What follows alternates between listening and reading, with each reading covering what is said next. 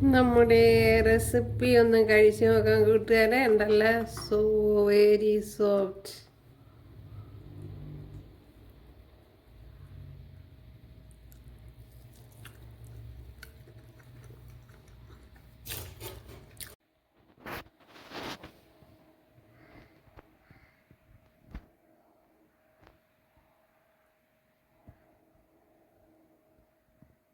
Hi കൂട്ടുകാരെ, സെലിം ബ്ലോസിലേക്ക് സ്വാഗതം. ഇന്ന് ഒരു ഗ്ലാസ് റവ എടുത്തിട്ടുണ്ട്. ഇത് വറക്കാത്ത റവയാണ്.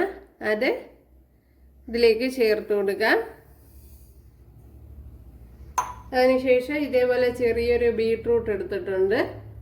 ഇതൊന്ന് കട്ട് ചെയ്ത് ചേർത്ത് കൊടുക്കാം. ഒരു ഹെൽത്തി ബ്രേക്ക്ഫാസ്റ്റ് ആണ് തയ്യാറാക്കുന്നത്.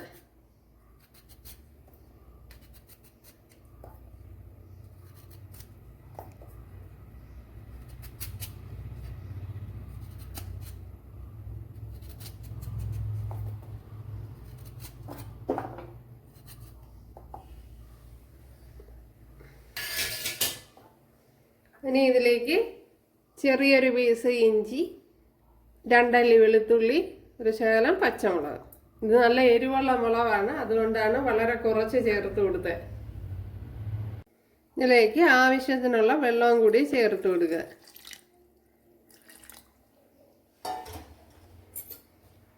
ഒരു പോർക്ക് വെച്ച് നല്ലതുപോലെ ഒന്ന് കലക്കി ഒന്ന് യോജിപ്പിക്കണം.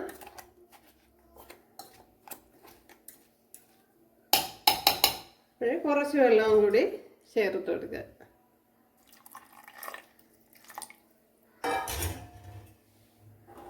അപ്പോൾ ഇനിയും വെള്ളം ആവശ്യമാണെങ്കിൽ ചേർത്ത് കൊടുത്ത് ഒരുപാട് ലൂസായി പോവാതെ അടിച്ചെടുക്കണം.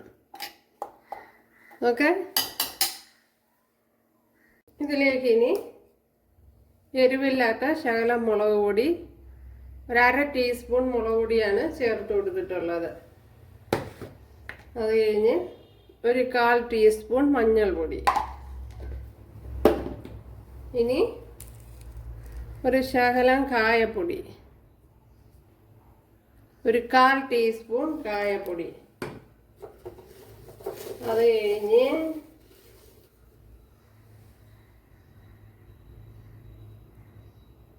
ഒരു 1/4 ടീസ്പൂൺ സോഡാപ്പൊടി, നമ്മുടെ ബേക്കിംഗ് സോഡ ഉണ്ടല്ലോ അത്. ഇതിലേക്ക് ആവശ്യത്തിനുള്ള ഉപ്പുകൂടി ചേർത്ത് കൊടുക്കുക. അപ്പോൾ ഇവിടെ ഒരു പാത്രം വെച്ച് കൊടുത്തിട്ടുണ്ട്. അത് നല്ല ഫൈനായിട്ട് അടിച്ചെടുത്തുകൊണ്ട് വന്നിട്ടുണ്ട്. അപ്പോഴും നല്ല പിടുത്തം കാണിക്കണമെങ്കിൽ കുറച്ചുകൂടി വെള്ളം കൂടി ചേർത്ത് കൊടുത്താൽ മതി. ചേർത്ത് കൊടുത്ത് അടിച്ചെടുക്കുക.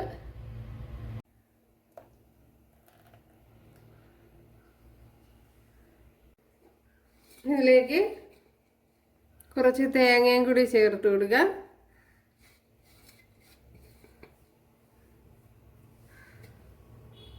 ഒരു ശകലം ജീരകം കൂടെ ചേർത്ത് കൊടുക്കുക.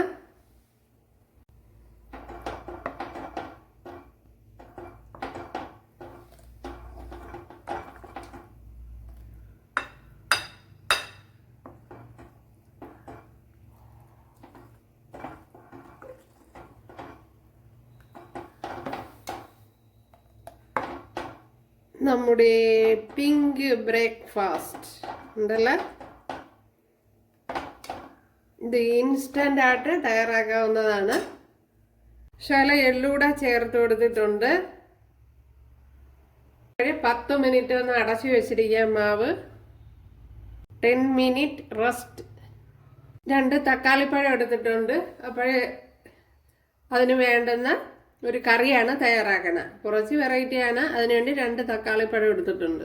അപ്പോൾ ബ്രേക്ക്ഫാസ്റ്റിൻ്റെ കറിക്ക് വേണ്ടി തക്കാളിപ്പഴം ഇതേപോലെ എടുത്തിട്ടുണ്ട്. അതേപോലെ ഒരു 10 കാഷ്യൂനട്ട്, 2 അല്ലി വെളുത്തുള്ളി, ചെറിയ പീസ് പച്ചമുളക്, അതുപോലെ ചെറിയ പീസ് ഇഞ്ചി. ഇവിടെ കുറച്ച് ഓയിൽ ചേർത്ത് കൊടുത്തിട്ടുണ്ട്. അതിലേക്ക് നമ്മുടെ തക്കാളിപ്പഴവും പച്ചമുളകും ഇഞ്ചിയും എല്ലാം കൂടെ ചേർത്ത് കൊടുക്കാം.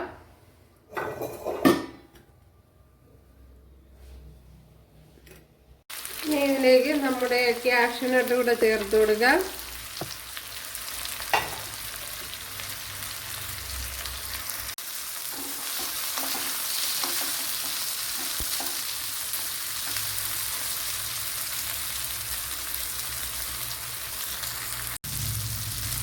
ഇതിലേക്ക് 1 ടീസ്പൂൺ മല്ലിപ്പൊടി ചേർത്ത് കൊടുക്കാം. വളരെ കുറച്ച് മതി മല്ലിപ്പൊടി. അതേപോലെ 1 ടീസ്പൂൺ എരിവില്ലാത്ത കാശ്മീരി മുളക് പൊടി 1 ടീസ്പൂണാണ് ചേർത്ത് കൊടുക്കുക. ശകലം മഞ്ഞൾപ്പൊടി,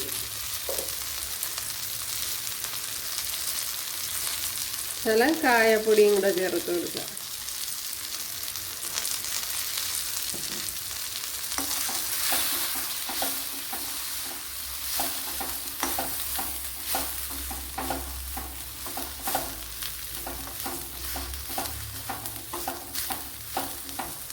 ഇനി തീ അങ്ങ് ഓഫ് ചെയ്ത് കൊടുക്കുക.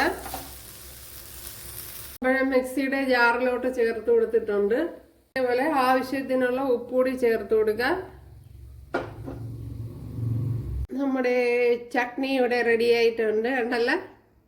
അപ്പോഴിവിടെ ശകലം ഓയിൽ ഒഴിച്ചു കൊടുത്തിട്ടുണ്ട്. അതിലേക്ക് നമ്മുടെ മാവിനെ കോരി ഒഴിച്ചു കൊടുക്കാം. ഇച്ചിരി കട്ടിക്ക് കോരി ഒഴിച്ചു കൊടുക്കണം.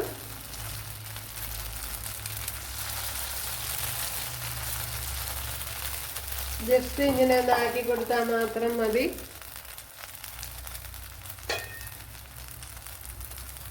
ഇതേപോലെ ഹോൾസൊക്കെ വീഴുമ്പോഴത്തേന്